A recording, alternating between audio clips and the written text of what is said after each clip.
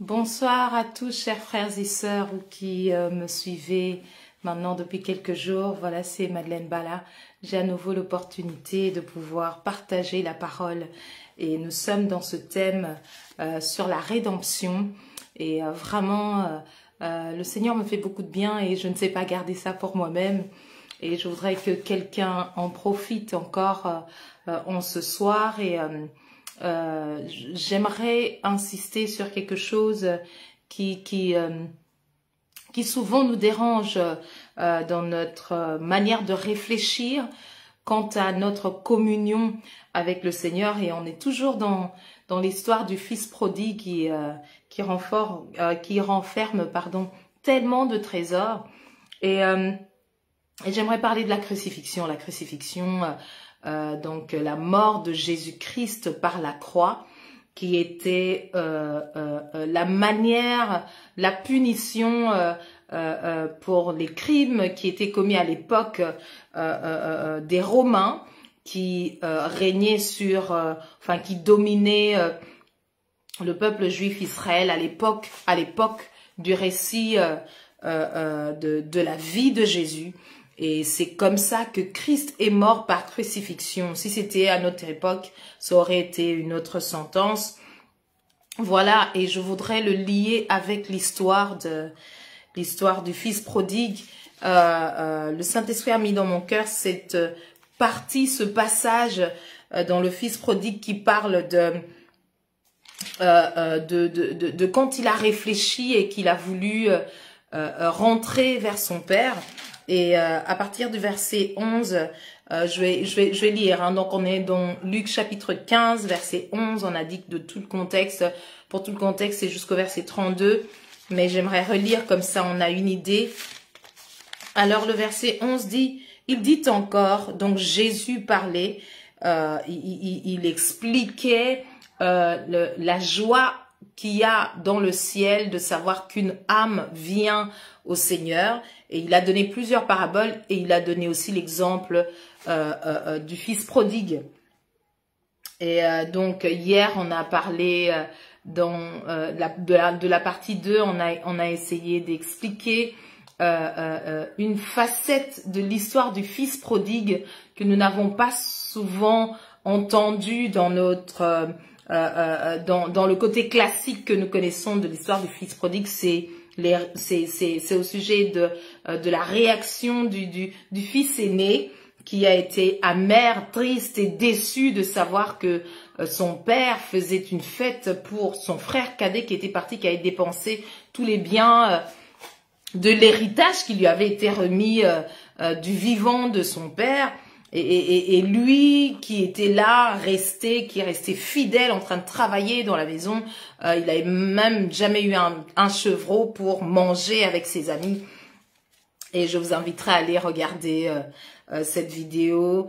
Nous sommes dans la série de la rédemption sur notre chaîne YouTube qui porte le nom de Things Above. C'est une expression en anglais qui reprend le thème de ce qui nous est dit dans Colossiens, de garder les yeux sur les choses d'en haut pour traduire vers le français. Alors ici, j'aimerais aujourd'hui, ce soir en tout cas, parler de la crucifixion. Donc, il dit encore, un homme avait 2 fils. Le plus jeune dit à son père, mon père, donne-moi la part du bien qui doit me revenir. Et le père leur partagea son bien. Donc, il donna aussi bien au grand frère qu'au petit frère. Peu de jours après, le plus jeune fils ayant tout ramassé, donc tout le bien qui lui appartenait, il a tout ramassé. Et il est dit, le plus jeune fils ayant tout ramassé partit pour un pays éloigné où il dissipa son bien en vivant dans la débauche. Lorsqu'il eut tout dépensé, une grande famine survint dans ce pays, là où il était parti. Il commença à se trouver dans le besoin. Il alla se mettre au service d'un des habitants du pays, qu'il envoya dans ses champs garder les pourceaux. Pour rappel, ce fils cadet vient d'une famille qui n'avait qui ne manquait pas à manger et à boire. Donc, il est parti avec une belle somme d'argent, il a tout dépensé et il s'est retrouvé dans une situation dégradante à manger avec les pourceaux. Verset 16, il aurait bien voulu se rassasier des carouges que mangeaient les pourceaux, mais personne ne lui en donnait. Verset 17, étant rentré en lui-même, il se dit, combien de mercenaires chez mon père ont du pain en abondance? Pour le contexte, mercenaire, c'est quelqu'un à qui on demande un travail et qui n'est certainement pas membre de famille. C'est quelqu'un d'éloigné. Et donc ici, il réfléchit, il dit, des personnes qui ne sont même pas membres de la famille mangent et boivent à satiété chez mon père. Et moi ici, donc il dit, chez mon père ont du pain en abondance. Et moi, ici, je meurs de faim. Donc, il a réalisé que malgré tout ce qu'il avait fait, il mourait de faim, c'était pas possible, qu'il devait repartir à la maison. Verset 18. Je me lèverai, j'irai vers mon père et je lui dirai, mon père, j'ai péché contre le ciel et contre toi. Je ne suis plus digne d'être appelé ton fils, traite-moi comme l'un de tes mercenaires. Donc, il dit, à la limite, à cause de ce que j'ai fait, peut-être mon père va me punir. Et donc, il réfléchit et dans sa mentalité, il dit, à la limite, comme il y a encore ceux qui ne sont pas membres de la famille, qui sont très éloignés, qui sont des serviteurs, qui sont des mercenaires, ça veut dire des personnes qui ne sont même pas, qu'on prend pour un travail ponctuel et des fois, ils ne sont même pas du pays. Et donc, il dit, traite-moi comme je lui dirai. Donc, il réfléchit, il dit, c'est ce que je vais dire à mon père. Je vais lui dire de me considérer comme l'un de ses mercenaires. C'est pas grave s'il ne me prend pas à la maison. C'est pas grave s'il ne me considère plus son fils, mais du moins, qu'il me considère comme l'un de ses mercenaires et j'aurai encore à manger, à boire, au lieu que je sois ici avec les pourceaux. Je ne suis plus digne d'être appelé ton fils. Traite-moi comme l'un de tes mercenaires. Et il se leva et alla vers son père. Comme il était encore loin, son père le vit et fut ému de compassion. Il courut se jeter à son cou et le baisa. Et la suite, nous la connaissons. Il a fait tuer le veau gras. Il a fait une fête pour le retour de son fils. Et quand le Seigneur me parlait sur ce sous-thème, sur la crucifixion, pour faire le lien avec la mentalité du frère cadet qui était dans l'erreur, qui était dans l'image qu'on donnerait aujourd'hui, qui avait péché donc, et qui est rentré en lui-même, donc qui s'est repenti et qui est revenu. Mais la mentalité dans laquelle il est revenu n'était pas celle dans laquelle le Père le considérait. C'est vrai qu'il s'était repenti, qu'il revenait vers le Père, mais il avait un problème de compréhension de la puissance de l'amour de Dieu pour lui. Il ne s'attendait pas à ce que son Père l'accueille de cette manière-là. Il espérait à la limite un bonjour, une reprimande, et qu'on le mette dans le nombre de ceux-là qui doivent être très loin à cause de ce qu'ils ont fait de mal. Et c'est vraiment là où il y a un besoin de nous rappeler qu'en tant qu'enfant de Dieu, peu importe ce que tu fais de bien ou de mal, l'amour de notre Dieu est au-dessus. Sinon, c'est nous qui aurions eu la force de pouvoir revenir vers le Père et bénéficier du salut. La parole de Dieu nous apprend que personne dans le ciel, ni sur la terre, ni sous la terre, n'avait été trouvé capable de faire ce que Christ a accompli pour nous. Et pour rappel, ce que Christ a accompli pour nous, c'est Dieu lui-même qui s'est incarné et qui est venu sauver l'humanité de la désobéissance dans laquelle Adam nous avait introduit. Et donc, la mentalité avec laquelle nous entretenons notre relation avec Dieu doit être une mentalité où nous sommes conscients de nos droits et de nos devoirs en tant qu'enfants de Dieu. Mes droits, c'est que je dois savoir exactement ma position en Christ, qui je suis, comment est-ce que Dieu me considère, pas comment est-ce que moi-même je me vois selon mes pensées, selon mes fautes et mes faiblesses. Je dois regarder ma relation avec le Père comme le Père me regarde. Le Père me regarde saint, le Père me regarde sanctifié, mis à part. Le Père me considère justifié par la foi que je mets en ce que Christ a accompli, la foi que je mets dans la grâce que lui-même m'a donnée. Quand je reconnais, je m'humilie et je reconnais que cette œuvre, mes propres efforts, par mes propres efforts, je ne sais pas gagner les faveurs de Dieu. Eh bien, la mentalité est de comprendre que la puissance de l'amour de Dieu ne nous regarde pas comme nous-mêmes, nous pouvons nous regarder dans nos erreurs et dans nos faiblesses. Le désir maintenant de celui qui revient à Dieu n'est pas celui de se dire bien comme le Père m'aime, il m'aime tellement, je vais alors commencer à vivre n'importe comment. La preuve est que ce fils cadet était sorti de la présence du Père comme celui qui aujourd'hui rétrograderait dans sa vie de foi, sortirait et mènerait une vie de débauche qui ne reflète pas la gloire de Dieu. Il était sorti et puis de là où il était, il a compris qu'il n'y a que l'amour de Dieu la compassion qui nous ramène, qui nous attire là où là où nous sommes, là où nous appartenons, where we belong, we belong, comme on dirait en anglais. Et en fait, l'idée ici, c'est de regarder la croix, la mort et la résurrection de Jésus, l'œuvre de la crucifixion, comme la manifestation de la puissance de l'amour de Dieu pour nous.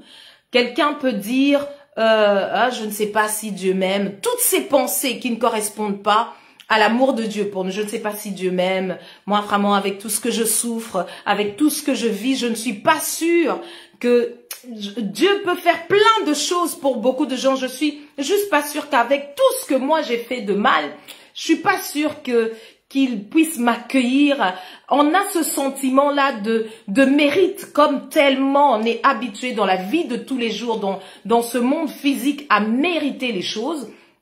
On n'a pas à l'idée de concevoir que les choses de Dieu sont différentes. Dieu fonctionne avec nous selon sa manière de voir les choses et il fait les choses différemment. Lui, il nous voit au travers des lunettes de Christ. C'est en Christ que nous sommes. Ce n'est pas par les œuvres que nous avons accomplies de bien ou par la grandeur ou la quantité des actes mauvais que nous avons pu faire que nous devons nous évaluer et considérer que c'est comme ça que Dieu doit nous voir. Non, c'est une pensée de condamnation. Et si je ne m'abuse, Romains chapitre 5 au verset 5, je vais le vérifier rapidement, nous dit qu'il n'y a plus de condamnation pour ceux qui sont en Jésus-Christ, car la loi de l'esprit de vie nous a rachetés. Attendez, je vais vérifier. 5. Ah oui, ça nous parle de toujours dans l'amour de Dieu. Je vais retrouver le passage sur la condamnation. Soit c'est le chapitre 8, ça ne me revient pas, excusez-moi. Soit c'est le chapitre 5, mais dans le chapitre 5, c'est toujours en rapport avec ce qu'on est en train de dire. Or, l'espérance ne trompe point parce que l'amour de Dieu est répandu dans nos cœurs par le Saint-Esprit qui nous a été donné. Donc, au moment où dans ma vie, je me sens faible, je me sens éloignée, je me sens que je ne mérite plus l'amour de Dieu, eh bien, c'est ce moment-là où nous devons à nouveau regarder à la croix, à nouveau regarder à la mort et à la résurrection de Jésus-Christ pour considérer qu'il s'agit d'une œuvre qui ne dépendait pas de nos efforts. Donc, nous ne méritons pas et nous ne mériterons jamais la grâce de Dieu parce qu'elle ne se mérite pas.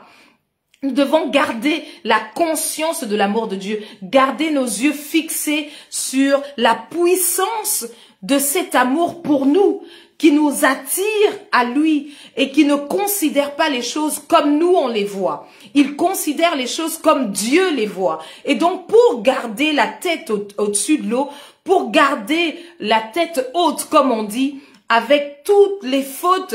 Ce fils prodigue revenait à la maison, il avait honte. Il revenait à la maison, les serviteurs savaient la position qu'il avait et ils connaissaient son histoire, ils savaient ce qu'il avait fait. Et donc, il était certainement chargé de condamnation dans son cœur, et il se disait non, je ne suis plus digne d'être appelé ton fils, compte-moi parmi tes mercenaires. Et c'est cette pensée de mérite dans laquelle beaucoup d'entre nous marchons dans la vie de foi, et ce n'est pas une pensée divine, c'est l'ennemi qui vient condamner le cœur. Le Saint-Esprit ne fait pas cette œuvre. Or, l'espérance ne trompe point, parce que l'amour de Dieu est répandu dans nos cœurs par le Saint-Esprit. Le Saint-Esprit qui nous conduit, il nous conduit dans l'amour de Dieu. Le Saint-Esprit qui nous conduit dans toute la vérité de la parole de Dieu.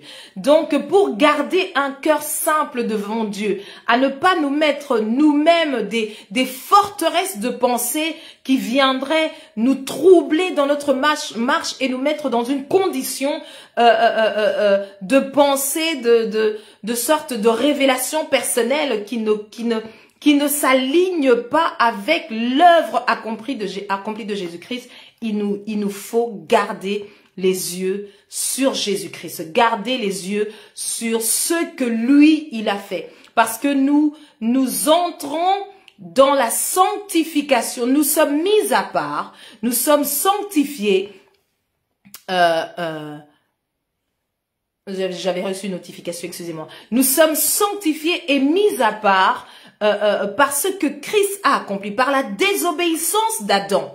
Nous avions été introduits dans la dimension de la nature du péché. Et en Christ Jésus, cette nature a été enlevée. Et cette œuvre a été accomplie en nous, dans notre esprit.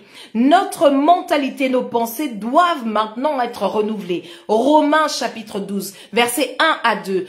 Offrez vos corps, l'apôtre Paul est en train d'exhorter les chrétiens, ceux-là qui avaient reçu Jésus-Christ dans cette ville de Rome. Il leur dit, je vous exhorte à offrir vos corps comme un sacrifice vivant, saint et agréable à Dieu, ce qui sera de votre part un culte raisonnable. Donc si nous nous focalisons sur ce que lui il a fait, notre culte envers lui sera exempt de condamnation, sera rempli de reconnaissance et de gratitude. Nous ne serons pas dans une pensée de est-ce que je peux pas, est-ce que vraiment je mérite. J'étais en train d'expliquer hier que en tant que parent, si ma fille, une de mes filles doit, pour avoir de l'eau à boire ou à manger dans notre maison, travailler pour moi et que je lui donne un salaire pour dire ok maintenant tu mérites, c'est qu'il y a un problème dans ma parentalité.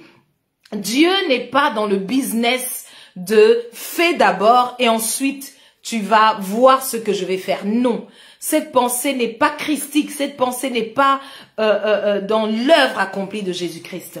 Nous devons savoir la position que nous avons pour ne pas nous laisser tromper par l'ennemi et savoir alors notre responsabilité dans la vie de tout le jour. Celui qui est né de Dieu, son désir est de garder son cœur à voir les choses de Dieu s'accomplir. Et donc cette nature-là qui pousse au péché n'est plus en nous. Nous avons été transformés. Colossiens chapitre 1, verset 12 à 14, qui est notre verset de base par rapport à ce travail sur la rédemption que le Seigneur a mis dans mon cœur. Mon temps est en train de filer.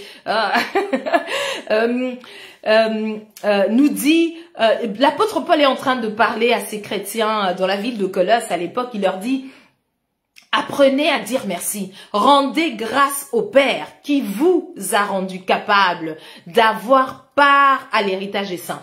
Donc, il leur rappelle que l'œuvre qui a été accomplie pour que vous vous sentiez dans cet état de paix, de justice éternelle accomplie avec Dieu, c'était pas vos efforts, c'était pas votre œuvre, c'était pas ce que vous aviez fait de bien ou de mal, rien de ce que vous aviez pu faire, parce que c'était une nature que vous avez hérité d'Adam. Et en ce que Christ a fait, il a obéi à Dieu. Et donc, dans ce que lui, il a fait, il nous a sortis de cette nature et il nous a donné la rédemption. Il nous a transportés. C'est ça que l'apôtre Paul est en train de leur dire. Il dit, Rendez grâce au Père qui vous a rendu capable d'avoir part à l'héritage des saints. Il vous a transporté, qui vous a transporté du royaume des ténèbres au royaume du Fils de son amour, dans lequel nous avons la rédemption, la rémission des péchés. Donc, la mentalité que nous devons garder, c'est celle qui est remplie de reconnaissance de l'amour du Père. Gardons dans nos cœurs que l'amour du Père est puissante. L'amour de notre Père en Jésus-Christ pour nous a été tellement puissante qu'elle nous a sortis de la condamnation. Elle nous a sortis de la mort dans nos pensées. Elle nous a sortis d'une manière de voir les choses qui ne correspondent pas à Dieu et qui nous limite dans le service. Parce que nous sommes en mode, je ne mérite pas, je suis pas sûre que je peux me tenir devant les gens. Vu tout ce que j'avais fait, je pense pas que je puisse me tenir devant les gens. Je pense que je dois d'abord... non. Nous devons garder la conscience que... Excusez-moi, j'ai des notifications. Nous devons garder la conscience que ce n'était ni par force, ce n'était ni par puissance, c'était par l'Esprit de Dieu. Et que c'est ce même Esprit qui me conduit dans toute la vérité. L'Esprit de Dieu ne vient pas pour que nous puissions repartir dans une vie de débauche. C'est contradictoire, ce n'est pas logique. Et nous le voyons même dans l'histoire du Fils prodigue. Il est parti de la maison, de la gloire, à la mort, et il a vu que dans la mort, c'est pas là où Dieu était, il est revenu dans la gloire. Et sa pensée n'était pas de repartir. Et quand vous lisez le passage de Luc, les premiers versets, Jésus est en train de donner ces paraboles pour expliquer la joie qu'il y a dans le salut, la joie qu'il y a au ciel quand quelqu'un vient à Christ. Et donc quand nous venons à Christ, c'est là où nous trouvons la paix, c'est là où nous trouvons la vérité qui garde nos cœurs. Cette vérité qui nous soutient dans nos décisions et qui est comme ça notre guide, notre boussole. Voilà, c'est ça le mot. Merci Seigneur. Notre boussole pour agir correctement et manifester une vie responsable qui n'est pas une vie dissimulée, devant les gens on est correct, par-dessous on vit encore une vie de débauche. Ça ne correspond pas avec ce que nous avons reçu. Nous avons reçu l'Esprit du Christ. Christ a dit à ses disciples, il dit, il vous est avantageux que je m'en aille, car si je ne m'en vais pas, le Saint-Esprit ne viendra pas. Et si je m'en vais, il viendra et il vous conduira dans toute la vérité. Il ne vous conduira pas à nouveau dans la débauche. Il vous conduira dans toute la vérité. Il ne parlera pas de lui-même. Il vous annoncera ce qu'il a entendu de moi. Donc, nous sommes nés de Dieu pour manifester Dieu. Et la capacité de le faire est dans notre esprit. Gardons nos cœurs à ne pas être condamnés. Ne nous laissons pas être condamnés par le diable parce qu'il a perdu toute puissance dans la crucifixion, dans la mort et dans la résurrection de Jésus-Christ pour nous. Voilà ce que j'avais à nous partager ce soir. Vraiment, dans cette série sur la rédemption, pardon, il y a tellement de choses que le Seigneur a mis dans mon cœur, mais le Seigneur est en train d'insister sur l'image que nous portons nous-mêmes dans nos pensées, dans notre relation et notre communion avec le Seigneur. Cette disposition est importante pour savoir comment recevoir de la part du Seigneur. Est-ce que je reçois en mode, ah, j'attendrai jusqu'à ce que ça se manifeste, ou bien je sais que je suis dans la maison de mon Père et que ça m'appartient. Je rends grâce et gloire à Dieu parce que je sais que c'est déjà accompli en Jésus-Christ. Sa divine puissance. Nous sommes en train d'en parler depuis qu'on a commencé cette série. 2 Pierre chapitre 1 au verset 3 qui nous dit que sa divine puissance nous a donné tout ce qui contribue à la vie et à la piété. Comment? Au moyen de la connaissance de celui qui nous a appelés par sa propre gloire et par sa vertu, lesquels nous assurent les plus grandes et les plus précieuses promesses. Vous lisez, vous continuez le verset 3. Donc, l'œuvre de Christ est comme des poupées russes. Il y a plein de choses à l'intérieur. C'est une œuvre complète. Jésus ne nous a pas sauvés pour nous laisser. Maintenant, débrouillez-vous dans la vie de foi. Non. Nous avons son esprit qui nous conduit. Donc arrêtons de nous laisser influencer par l'ennemi. Ne nous laissons pas influencer par l'ennemi. Nous n'allons pas nous laisser influencer par l'ennemi, par ses pensées de condamnation dans notre relation avec notre Père. Comment est-ce qu'il peut nous dicter comment nous devons nous considérer devant le Père alors que le Père nous a déjà montré tout son amour, nous a déjà révélé tout son amour dans la croix, dans la mort et la résurrection de Jésus-Christ. C'est nous qui devons garder les yeux fixés sur Jésus, l'auteur et le consommateur de notre foi. Voilà ce que j'avais à nous dire, en tout cas ce soir. Certainement, nous nous reverrons demain soir. Demeurez bénis et je prie dans le nom de Jésus-Christ que cette parole porte du fruit de la repentance, que ça apporte un renouvellement d'intelligence pour... comme l'apôtre Paul est en train de le dire au verset 2 du chapitre 12 de Romains, il dit ne vous conformez pas au siècle présent, mais soyez transformés par le renouvellement de l'intelligence, afin que vous discerniez quelle est la volonté de Dieu, ce qui est bon, agréable et parfait. Donc il y a le bon, l'agréable et le parfait qui s'appelle la volonté de Dieu. La volonté de Dieu est à la fois bonne, agréable et parfaite dans nos vies. Donc, shiftons nos yeux de là où c'était, mettons-les sur Christ, enlevons cette pensée de condamnation et de mérite qui nous limite à nos propres forces, parce que ça n'a jamais, il n'a jamais été question de notre propre force dans les choses de Dieu. Il a toujours été question de ce que Dieu lui-même a réussi à accomplir, avait prévu dès avant la fondation du monde, car l'agneau de Dieu est immolé avant la fondation du monde, et à tous ceux qui l'ont reçu, Jean chapitre 1 verset 12, à ceux qui croient en son nom, il a donné le pouvoir de devenir enfants de Dieu. Nous avons une position qui est inégalée.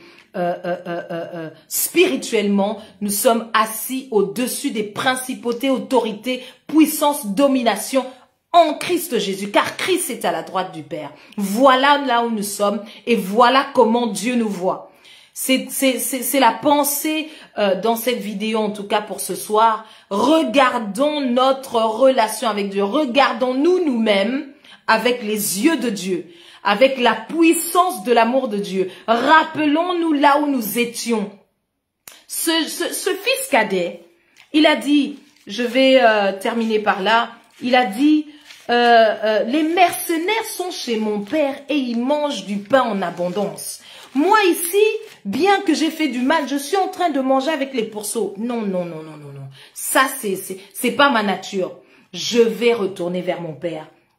Verset 18 du chapitre 15 de Luc, il dit, je me lèverai, j'irai vers mon père et je lui dirai, mon père, j'ai péché contre le ciel et contre toi, je ne suis plus digne d'être appelé ton fils, traite-moi comme l'un de ces mercenaires. Et il se leva et alla vers son père, comme il était encore loin. Verset 20, son père le vit et fut ému de compassion. Il courut se jeter à son cou et le baisa. Ça, c'est Dieu pour nous. Ça, c'est Christ pour nous. Et ça, c'est la dimension éternelle dans laquelle nous sommes entrés. Et le besoin était pour le fils cadet de se voir dans les yeux de son père comme son père le voit. Et c'est ce que son père essayait d'expliquer au fils aîné. On en a parlé hier, il disait...